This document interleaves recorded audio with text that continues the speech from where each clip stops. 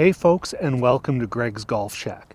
I'm out here at Pippy Park Golf Club on the Admiral's Green course. Now, the course isn't open yet. They should be open in a couple of weeks, but the folks here have been kind enough to let me get out and film a tip for you. Now, we're on the beautiful number 6th hole. It's a par 5. It's pretty difficult. You go down in a valley, up a hill. There's some fairway bunkers here. And what we're going to do is talk about bunker play. I want to talk a little bit about how to hit out of fairway bunkers as well as greenside bunkers, and discuss a few of our options if we need to take an unplayable lie. Now, I'm just going to use this bunker for all our lessons. They're still preparing the greens, so I don't want to knock a bunch of sand out onto a green they're trying to bring to life. So let's settle in and have a bit of a lesson. All right, we've hit off the tee. We've got a long way to go into the hole, and we found ourselves in a fairway bunker.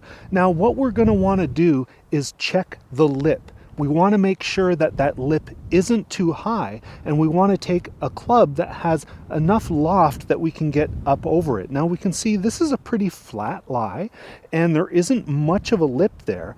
And I find if you've got a pretty clean lie, meaning it's not buried in the sand, if it's pretty much sitting on top of the sand, a hybrid can be a good club to kind of get you out there nice and far. It gives us an opportunity for a clean contact, and it's nice because the sole of the club, we can kind of glide it along the sand if we hit it a little too deep. And one of the goals when we're in a fairway bunker is we don't want to bottom the club out in the sand. We don't want a lot of sand to build up between the club and the ball. So we'd like to catch it clean, but not thin. So what I like to do is avoid digging our feet deep into the bunker. You know how you see people do that from around the green to keep them from slipping.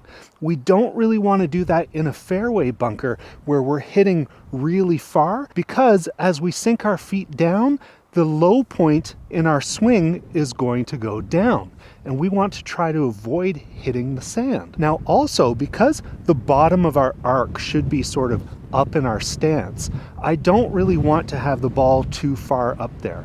I'd like to strike the ball before the bottom of the arc so we're not catching any sand. So I'd like to make sure the ball is a little closer to the middle of my stance. And now when we're in here, because I'm not digging my feet deep down into the sand, I don't want to swing too hard. I want to make sure I'm staying nice and balanced. So in this situation, there's no way I'm getting to the green no matter what club it is. I'm taking a comfortable club to get me up the fairway, and I'm going to put it in the middle of my stance. You can even choke up on the club a little bit. If you normally hold it here, you might want to grip it down an inch, and that will help prevent getting down deep into the sand. So let's see if we can get a little bit of distance. Let me aim down over that hill there and see if we can't get this out of the bunker cleanly.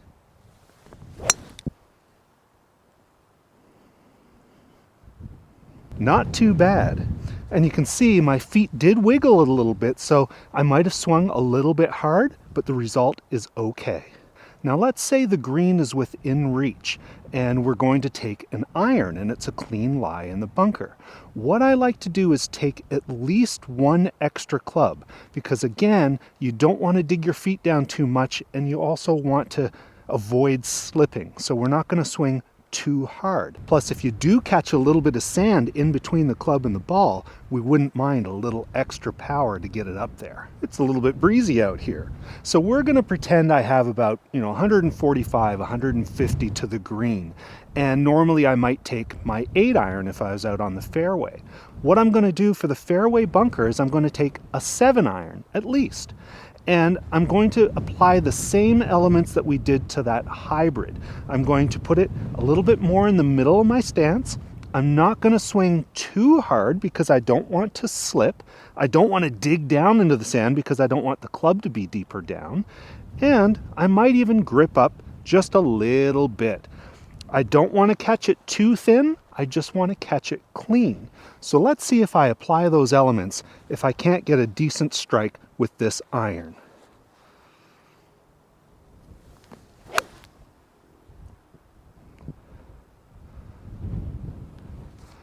Not bad.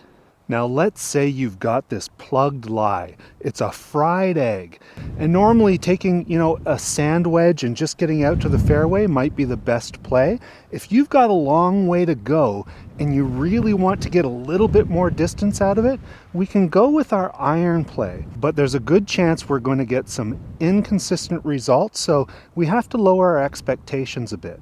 What I would do in this case, if I wanted to try and get this ball out with a little bit of distance, I might put it a little bit more into the back of my stance, and what we'd like to do is chop down on the ball. We'd like to sink that club down into the sand and not even worry about a follow through. Our swing might just stop right there. And let's see if we chop down on that ball, if we can't pop it out and down the fairway. So a nice steep swing. There we go. It's out of the bunker. It's a little bit down the fairway. You might hit it 50 yards, you might hit it 10 yards, but it's out. Now, if we found ourselves in a greenside bunker, pretend there's a green right here, we'd want to take one of those higher lofted clubs, maybe a 52 or 56 or 60 degree. And the sand wedge has characteristics that'll help us get through that sand. Now, a lot of these wedges, especially the sand wedge, has this element called bounce, meaning there's a little bit of a curvature there under the leading edge that allows the club to enter the sand and hopefully come back up out. It'll guide the club back out of the sand. And the goal with a greenside bunker shot is to get that club down into the sand under the ball and let the sand between the club and the ball push the ball up into the air as the club goes through. Now, you'll find a lot of tips saying you want to enter the sand, hit 2 inches behind the ball to allow that sand cushion to push the ball out. Now, if we just put the ball forward into our stance to try and hit 2 inches behind it, we'd want to be standing pretty level with the ball. But it's a good practice to dig down into the sand and get a nice firm grip with your feet so you don't slide around. And the further you go down into the sand, the further the low point of your club is going to be. Meaning if I go 2 inches, down into the sand, my club is probably going to be hitting around 2 inches behind the ball. So I like it, just slightly of forward, but pretty much middle of the stance. And with this swing, it's often good to open the face a little bit and aim a little bit out to the left for a right-handed player. Very much like a lob shot or a flop shot. And speed is our friend here. Because we're not making crisp contact with the ball, we want to make sure the club can ride through that sand and get through to the follow through. So don't be afraid of a little bit of speed to help get you out of the bunker.